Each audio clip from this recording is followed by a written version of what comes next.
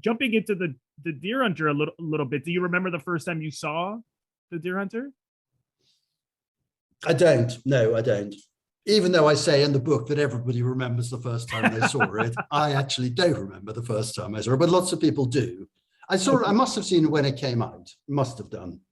So what do you think, this is what the interesting thing about this film is that it gets, I suppose it's a little like Cimino, is that it gets wildly different opinions, like yes. Some people think it is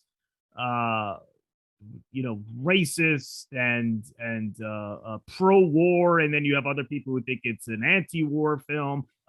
Do you think some of the criticisms it gets about it being sort of right-wing and pro-war, do you think that's fair? I was curious what you think. Actually, Cimino wasn't that political, and I think what makes me sort of admire Cimino more is that very stylishly he makes a film about the Vietnam War that offends both pro-Vietnam War people and anti-Vietnam War people. Right. And the famous scene at the end where they sing America the Beautiful. Right. The pro-war people thought that it was, because it was done in rather a cool way. I mean, nobody was crying when they sang America the Beautiful. The pro-war people thought it was ironic, and therefore they hated it. Mm. The anti-war people thought they were singing God Bless America because they all loved America, therefore they hated it. Right. And the racist thing, well, people were, I'm not saying it excuses it, people were, you could say that, I'm trying to think of war films. I mean, generally war films are pretty racist about the Germans. Right. Except, as I do say in the book, of course, it was easier with the Second World War, or indeed the First World War, because they were further back. And in the Second World War, the good guys and the bad guys were more clearly delineated. I mean, nobody thinks the Germans were good guys, I don't think. Right. Unless they were German, I suppose. Nobody thinks the Germans were good guys, whereas it's much more opaque with Vietnam. And I didn't want to go in too much about the Vietnam War because what do I know about the Vietnam War? Right.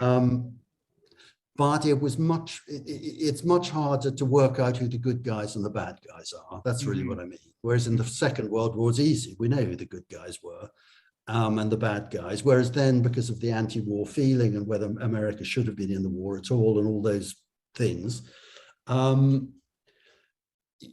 it's harder.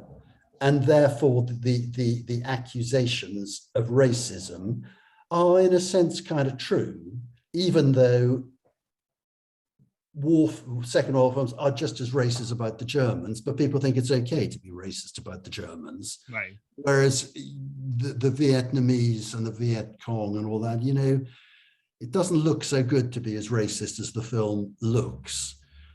And but again, he typical of Cimino, he lied about his military service. Right. That was one of the things that well, he didn't exactly lie about it, but he was very economical with the truth.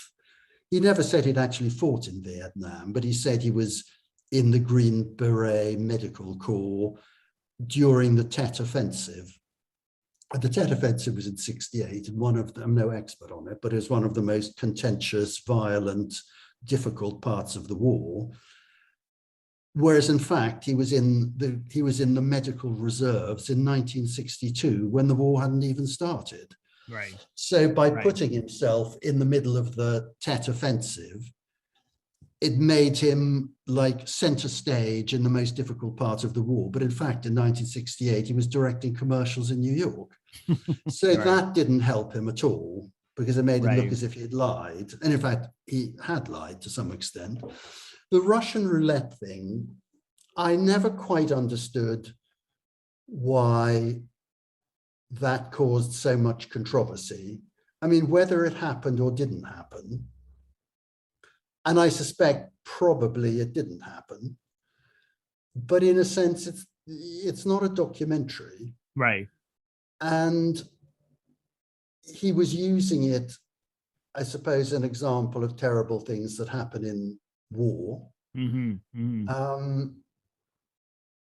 I never minded it, really, but lots of people did and still do. Right. Because it's not fashionable then. It had become unfashionable to regard the Viet Cong as the enemy in a Right. John Wayne kind of way. They were regarded, probably rightly, as the oppressed. Mm-hmm. Mm-hmm. So it was unfashionable to be critical in any way of them. I mean, but that's a generalization. I mean, the whole right wing didn't think it was wrong to be critical of them, but generally the youth movement and the liberal consensus was that you shouldn't have been in the war and that they were the oppressed. So that was one of the reasons why. But again, there are tons of inaccuracies in movies. Oh, of course, yeah. And war films. I mean, in England, there's always a lot of bad feeling about American Second World War movies in which it appears that the Americans won the war. I mean, that's just a British thing. And there are lots of inaccuracies, tons of inaccuracies, and there are lots of violent things that happened in movies that actually didn't really happen in that way. Right. So but again, Cimino is always criticized more than other people. Yeah. Well, and again, I'm not exonerating the Russian roulette thing. Right. I think even if it wasn't true, which it probably wasn't, that's not necessarily a reason for not having it. No, I agree. I had found I'm sure you saw it. There's an interview with him when the film came out, and they were asking him, why did you have this? Because this is not accurate. And he said something really interesting, which is, well, it was more of a metaphor for the fact that these men, for every single minute, didn't know whether they were going to live or die. And with Russian roulette, when they're down in the swamp, they're waiting to go play. So the dread of, I might be dead in a few minutes. And then the actual now being in the hot seat, I may be dead in a matter of 3 seconds. Yeah. So I think it's absolutely true. I agree. And also, yeah. I mean, also, if you had a scene in a Second World War movie where the Germans forced the American prisoners to play Russian roulette, you wouldn't have any outcry at all. Right. Well, I think obviously, I saw the film. I mean, I have I have it here. I have such a soft spot for it because I saw it 20 years ago, and it really got me interested in De Niro in general. And those, those scenes the acting in those scenes is unbelievably good. I mean, the entire film. And I know that they were actually getting smacked in the face. You see when the Viet Cong man Vietnamese man is hitting them. I mean, they were really hitting those guys. I mean, it is every time I see it, it's hard to watch. It's disturbing. But and the other thing people objected to about The Deer Hunter was that he didn't really seem to have a view on it. He wasn't saying the war. I mean, if you look at John Wayne's The Green Berets, have you ever seen that? I haven't. I mean, it's exactly how you imagine it to be. The wonderful Americans come and liberate, etc. It's pro the Vietnam War. And there are other movies that are anti the Vietnam War, like Coming Home. Coming Home, example. Which is that's obvious that it is, Whereas this, you don't really know. This you don't really know. Yeah. Whether he's pro or anti. And what he would say, as he often said later, he is anti-war. Right. um, which I think he genuinely was. But of course, with the Vietnam War was so contentious that to the increasing liberal left, it was a kind of crime to make a film about the Vietnam War without saying the Vietnam War was bad. Right. Right. You Yeah. couldn't really get away with that then. Right. But because it was such a powerful film, I mean, a lot of people hate it. Yeah. But that, of course, is good. I mean, what is the point of art if some people don't hate it? Of course. If everybody loves it, what's the point? Exactly. No, it's certainly provocative, and it's probably easier for me, having seen it 20 years ago, being far removed from when this actually happened, to just explore it. I wonder if I had been alive in the 70s and seen it then, perhaps I would have had a different reaction, because it was specifically going on. But when I watched it again last week, it occurred to me that they could have set this during World War I and World War II, and it would have been the exact same story, because the war, it's not really about, to me anyways, it's not really about the war. It's really about what happens to people as a result of a war. It's really just these innocent people gung-ho on going there and serving their country, and then coming back and they're destroyed, and how they each respond. I mean, it's not about it's about how war destroys people. Exactly. Yeah. Whether it's the Vietnam War or any other kind of war. Exactly. So it really could have been any time period, but I remember seeing it as, as I mentioned, I saw it when I was a teenager, and because at that time, as a teenager, as a child, I was used to very plot driven films, let's get to the point. And I remember when the wedding scene happened, I remember as a kid being so bored. And when I saw it again now, because obviously I've acquired a different taste in different kinds of films, it for me flies by. And really, you think this is like an hour. It's wonderful. It's amazing. And really, what's so fascinating to me about the film is that these are blue collar men and women, and they're not people who necessarily are articulate or talk about their feelings or talk about their problems. The way in which they bond is they shoot pool, they drink, they go to work, they hang out, they party, they say. And I thought he told so much about these people simply visually, on a visual level, and what they were doing. I mean, in that wedding scene and before, you see all of this love triangle between Walken, Streep, and De Niro. You know that De Niro clearly is in love with Meryl Streep. You know that Meryl Streep is in love with Christopher Walken. You know that John Cazale Stan is the outsider. Even the point in the locker room, he's combing his hair, and he's the only one who's particular about his hair, whereas everyone else could care less. And so he's the guy that they pick on. And it's and obviously when the Green Beret comes in, that scene where the guy won't even talk to them. He just says, fuck it, as they're asking about the war. So that these guys are in for some trouble based on this, lone man who looks like he just went through hell. It's unbelievable. And it doesn't feel slow. It doesn't feel long, because it reveals so much about these people. It doesn't feel particularly dated. No, not at all. In a way that actually I saw Coming Home recently. And Coming Home, is a really moving film. I like that one a lot too. It's kind of dated if you look at it again. I mean, it's not surprising it's dated. It's 40 years old. Right. So it's not surprising that a film 45 years old is dated. What is surprising is that The Deer Hunter is less dated than you might think. Right. Yeah, no. And actually, a lot of what was interesting about the reaction to Deer Hunter is that Vietnam vets loved the movie. I don't mean all of them, but in terms of, the Russian roulette stuff and this, that, or the other, they loved the movie. They thought it was telling their story. Right.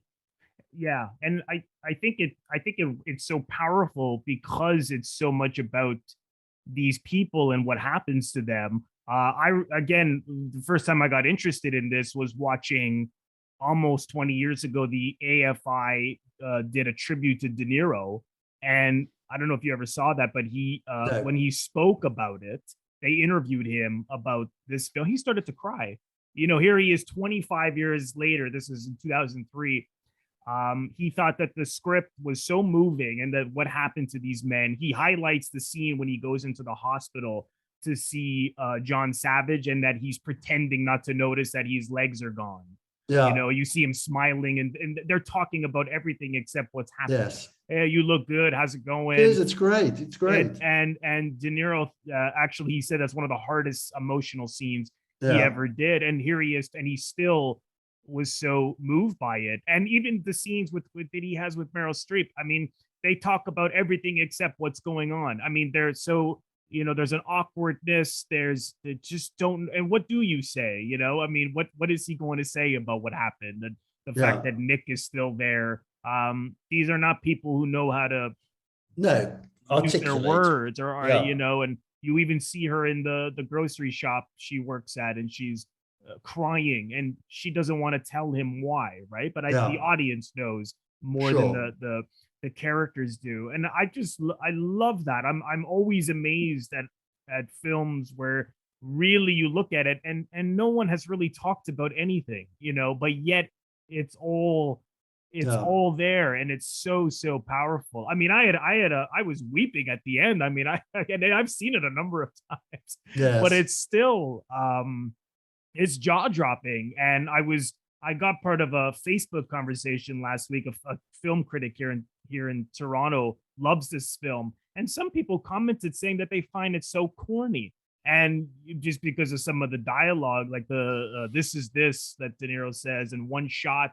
And I'm like, yeah, maybe, but I don't care. I mean, it's funny how people get hung up on certain. I mean, it has a certain sentimentality to it,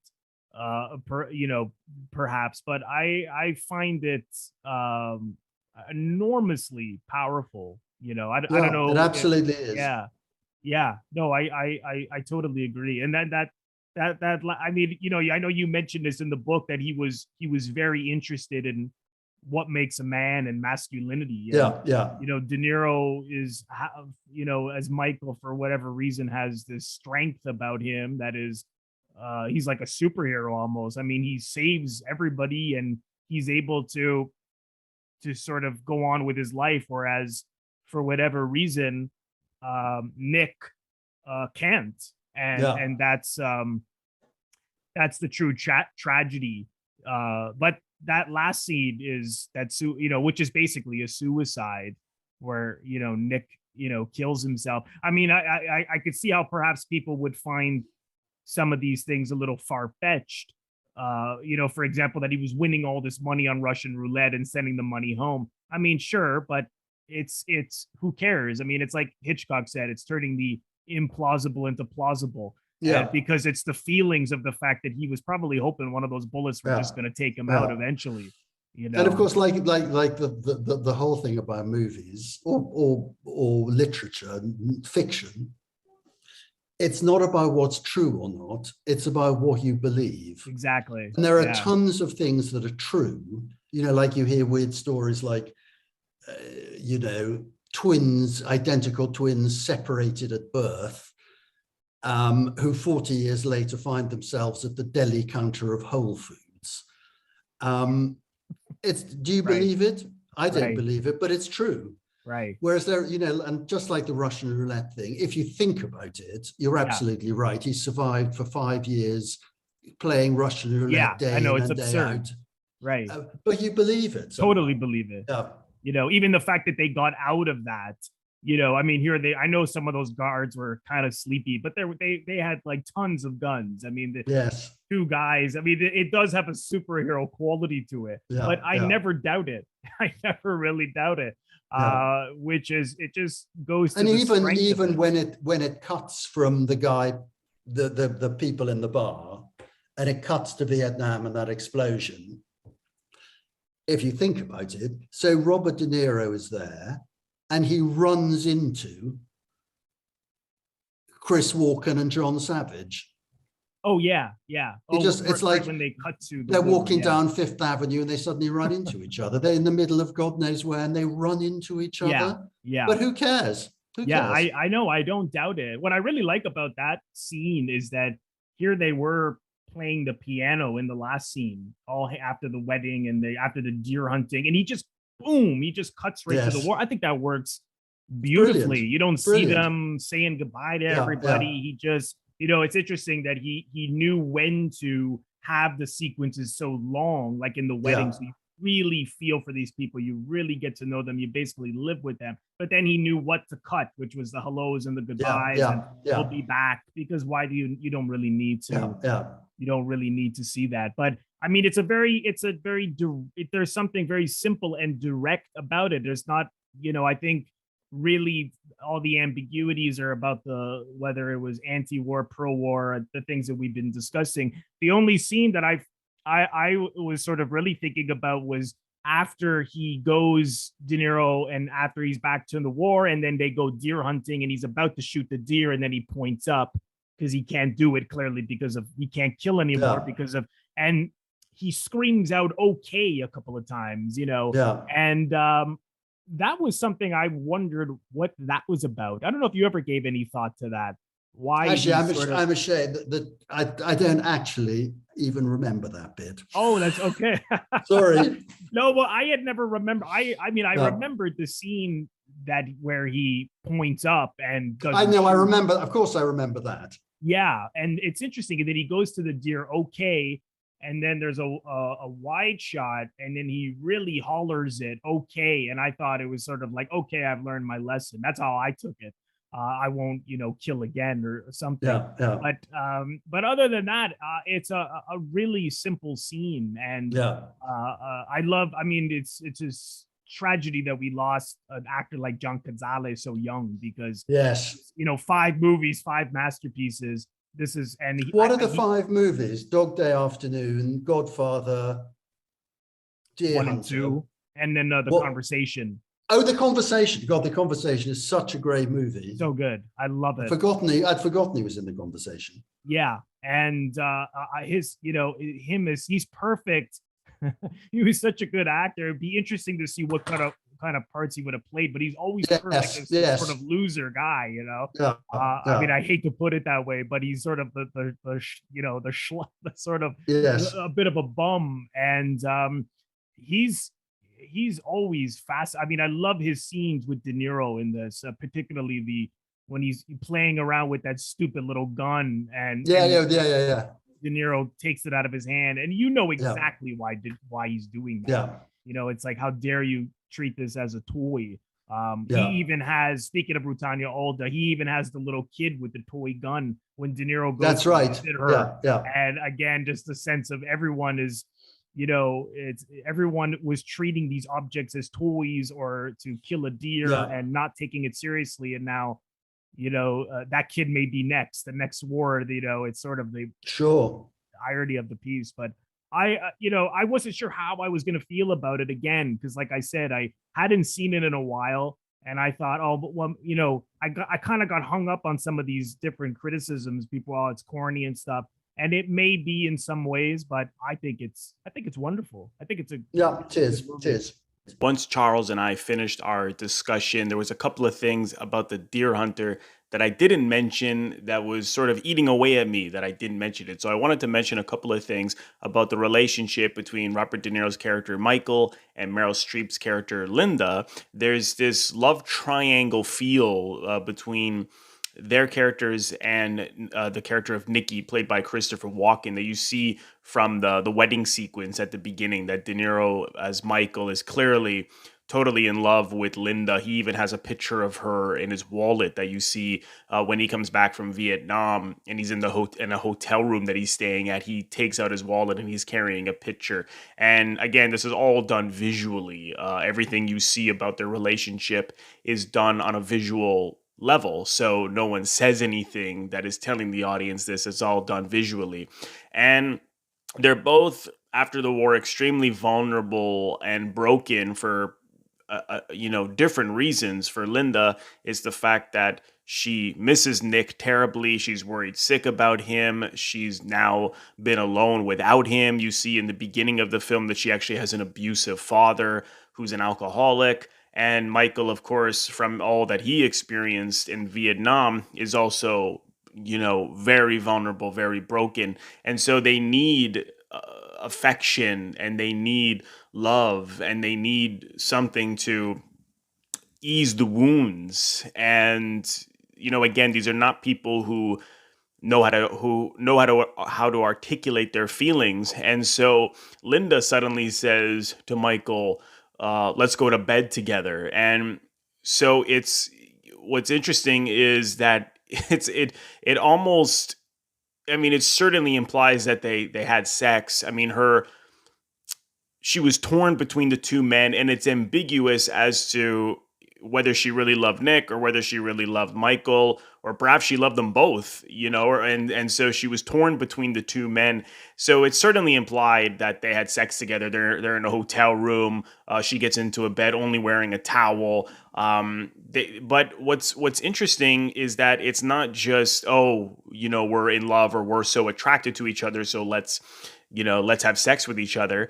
It's more about the need for affection and for someone to ease the wounds of the pain that they were both experiencing, because it's not really a sex scene. You see them get into bed off the top, and actually Michael's asleep. And then when you see them later in the film, again in bed together, they are kissing, but there's this warmth, they're cuddling, they're there for each other, they're giving each other affection and love, and again easing their wounds. So this, even though Charles and I were talking about how it's a very simple film in most ways, there are some things about the relationship between Michael, Linda, and Linda particularly, that is more on the complicated side, because you don't really know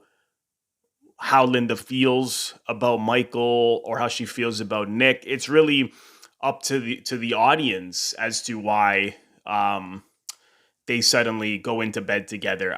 For me, it was not just an attraction. Like I said, it was a need to ease their wound, to ease their pain, and to be there for each other, and to give each other some warmth and love. So that was something that was really, really appealing to me about the film as well, and very emotional, very touching.